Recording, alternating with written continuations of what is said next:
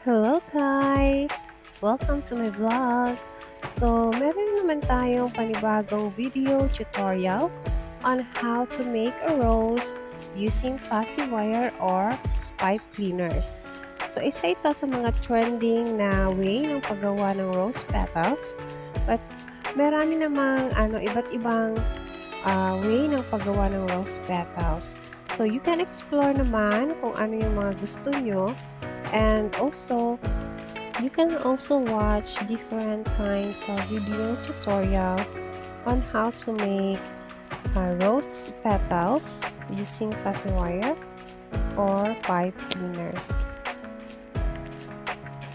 Huwag kayong matakot na mag-try kasi dyan kayo matututo ng iba't ibang techniques on how to make your arts more artsy.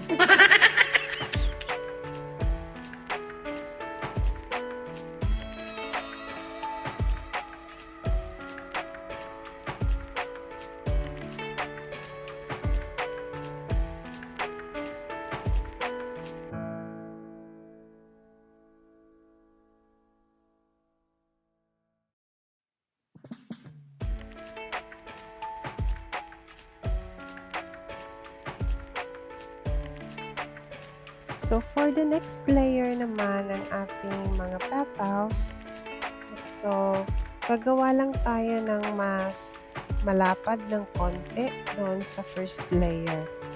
So, notice how I twist and twirl. Twist and twirl.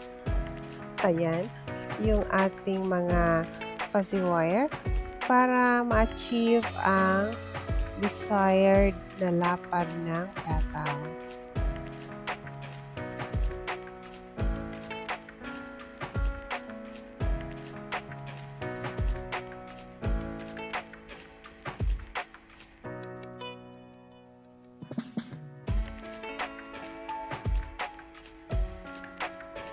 So, wag kayong matakot guys na mag-trial and error. So, kasi dyan tayo natututo and dyan gumagaling yung ating skills. So, I make 4 petals para sa second layer. And ito naman yung ating outer layer ng rose flower. So, gagawa tayo ng mas malapad pa kaysa doon sa ating second layer. So, dyan naman, mas maraming twist and twirl ang ating gagawin.